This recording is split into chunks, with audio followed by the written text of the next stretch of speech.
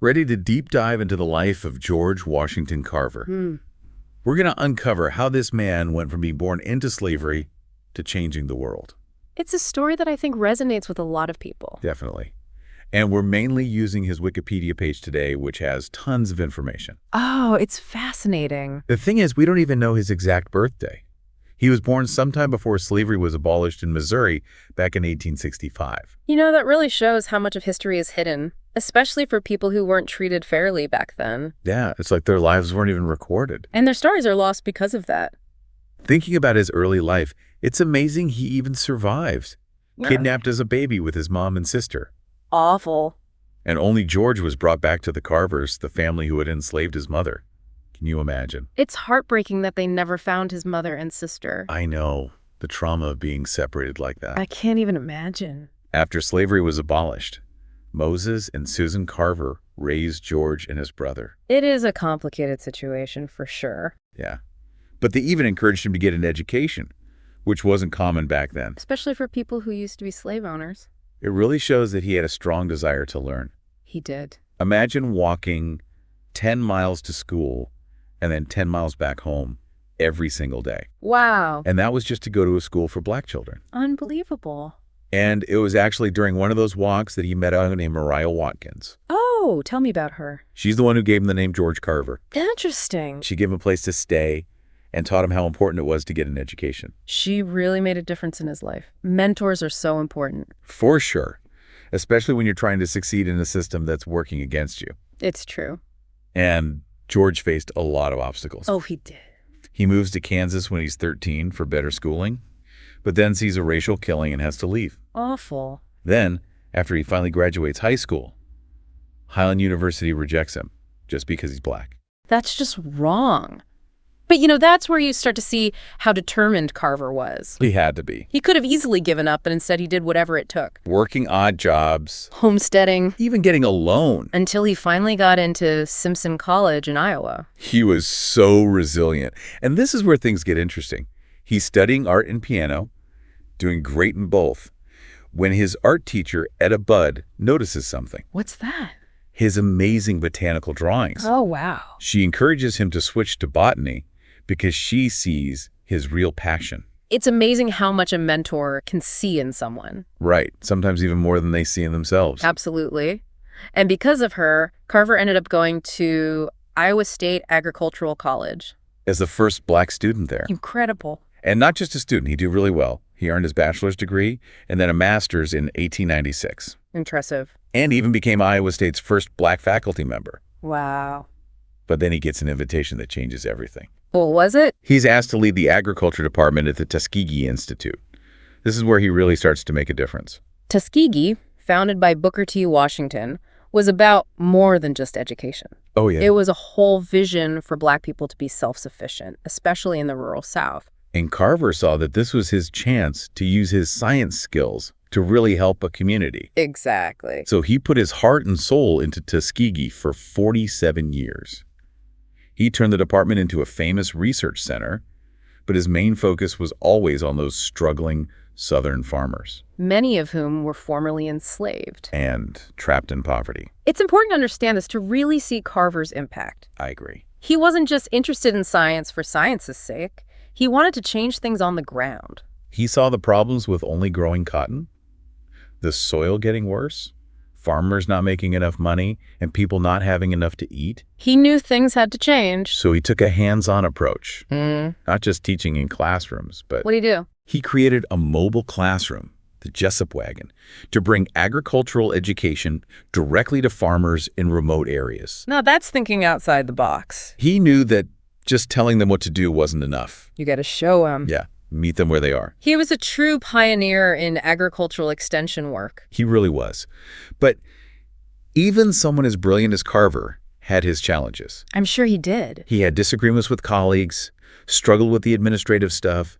He really loved research and teaching, connecting with the people he was trying to help. I mean, even brilliant minds have their strengths and weaknesses, right? Yeah, his strength was thinking outside the box, seeing solutions other people missed. Exactly. He may not have been a natural administrator.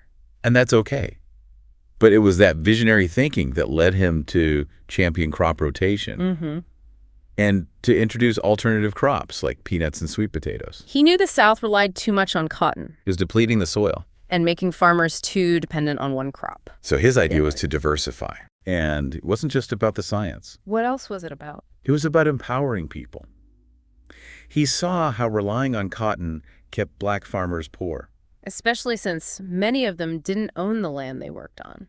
He believed that growing other crops would give them more control over their lives. He was so far ahead of his time. He really was. But he didn't stop there.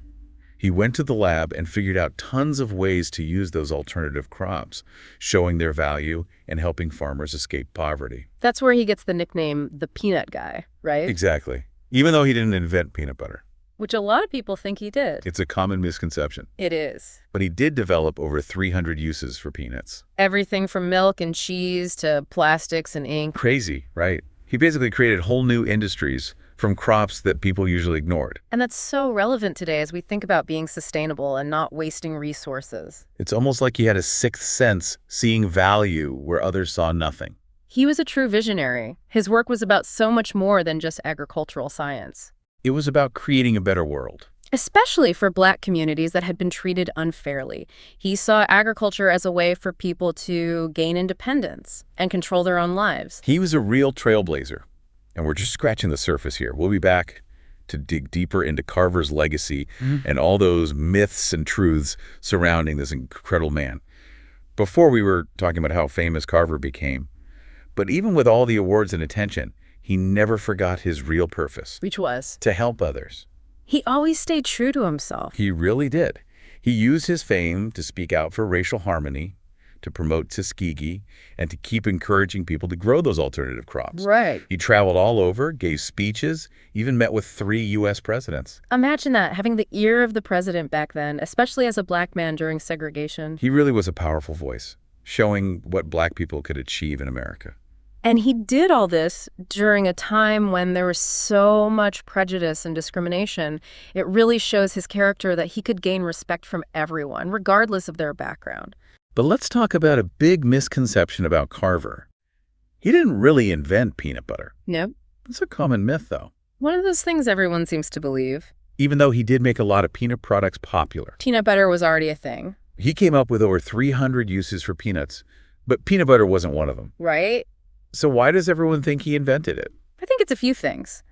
Carver did promote peanuts a lot, which probably played a role. Yeah. Plus, people tend to simplify history to say that one person invented something big, It's for a better story. even if it's not completely true. It's a good reminder to be careful about what we hear and to always check the facts. Do your research. But even without the peanut butter myth, Carver's work with peanuts totally changed Southern agriculture. Absolutely. His research and advocacy helped peanut production take off, giving farmers more options, making the soil healthier, and boosting the Southern economy. It gave those farmers more control over their own lives, especially Black farmers who were often treated unfairly. And he did the same thing with sweet potatoes, finding over 100 uses for them. He was amazing at finding value in things other people thought were worthless, turning them into something useful. He had such a clever strategy, especially when so many people were struggling financially. He was giving people the knowledge to improve their lives with the resources they already had. Promoting sustainability and self-sufficiency way before they became popular ideas. Truly ahead of his time, and he was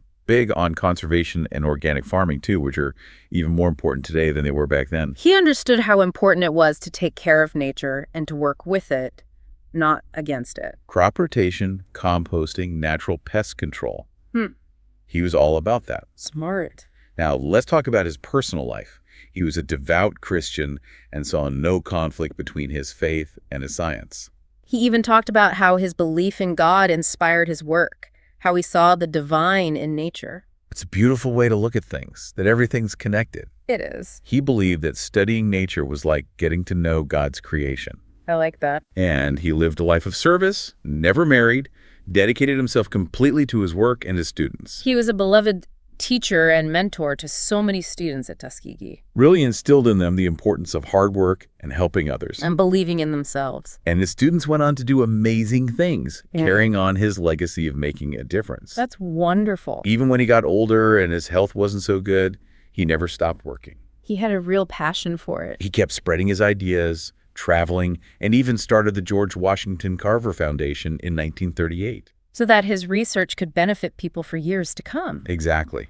He passed away in 1943 when he was either 78 or 79 from complications after a fall. The words on his grave really sum up his life. What do they say? He could have added fortune to fame, but caring for neither, he found happiness and honor in being helpful to the world. That's a beautiful tribute. And his legacy is still going strong. We have the George Washington Carver National Monument in Missouri, established the same year he died. It's the first national monument dedicated to an African-American race. Yep. And there are so many schools, streets, and other places named after him. His research, especially in sustainable and organic farming, is still influencing how we grow food today. It really is incredible what he accomplished. To think he was born into slavery and faced so many obstacles, but he never gave up. His story really shows the power of the human spirit. It's inspiring to think that even small acts of service can make a difference, just like Carver's work did. Absolutely. He reminds us that even when things are tough, we can still choose to help others and leave the world a better place than we found it. A wonderful message. His life was about more than just science and discoveries. What was it about? It was about using his knowledge to help people, to empower communities, and to leave a positive mark on the world. One of the most interesting things about Carver is how he was able to see potential in things that others overlooked. Like Those peanuts and sweet potatoes we were talking about. He developed hundreds of products from them, everything from food and fuel to dyes, plastics, even building materials. He didn't just find new uses for them, he created entire industries from what others considered waste. It's like he had a knack for turning the ordinary into something amazing. He really did. It shows that we can be innovative if we're willing to look beyond the obvious and think differently. Carver challenged the way people thought and showed that solutions to difficult problems can come from the most unexpected places. That's an important lesson, especially today, as we face challenges like climate change. We need to think creatively and try new things. I agree. Carver's legacy isn't just about his inventions. It's about a way of thinking, a way of approaching problems with curiosity, resourcefulness, and a deep care for others. It's inspiring to think that even small innovations, using things we already have, can make a big difference. Absolutely. It's about being creative and finding solutions that are good for people and the planet. That's what Carver was all about, and his message is more important than ever. It's amazing how Carver's story goes beyond just the facts and figures. It's about that spirit of innovation and a dedication to helping others. Yeah, he really challenged the way things were, not just in science, but in society, too. It's true. Here he was, a black man in the segregated South, and he was getting recognized all over the world for his work. He broke down barriers and showed that anyone can be brilliant and innovative, no matter their race. Absolutely. We've talked a lot about his work with peanuts and sweet potatoes, but I'm curious, were there other areas where he made a difference? Oh, definitely.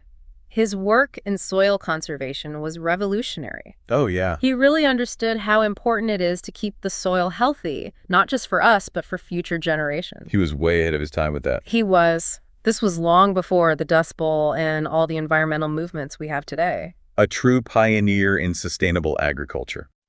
It's funny how a lot of his ideas seemed radical back then, but now they're common sense. Especially with climate change and all the damage we've done to the environment. He was teaching farmers how to improve their soil naturally, using things like compost and cover crops. Right, so they wouldn't have to rely on chemical fertilizers. And he promoted crop rotation, not just to help farmers make more money, but to keep the land healthy in the long run. He understood that everything's connected. Agriculture, the environment, our own health.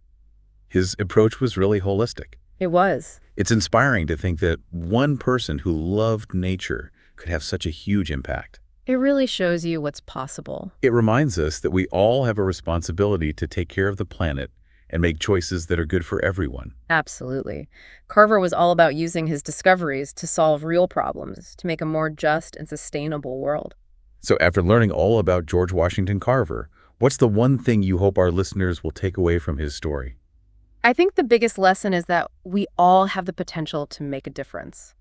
It doesn't matter where you come from or what obstacles you face. Carver was born into slavery, had so many challenges, but he became one of the most influential scientists and humanitarians of his time. He really was. He shows us that with hard work, creativity, and a desire to help others, we can overcome anything and leave a positive impact on the world. It's a powerful message that goes beyond science or agriculture. It's about the human spirit. It is. It's about overcoming adversity and using your talents to make the world a better place. And that's something we can all strive for. What small step could you take today to make a difference in your community? Even a small act of kindness or service can have a ripple effect, just like Carver's work. That's a great point. Remember, even small actions can make a difference, just like the work of George Washington Carver. Thanks for joining us on this deep dive into the life and legacy of this amazing man. Keep exploring, keep learning, and keep making a positive impact on the world.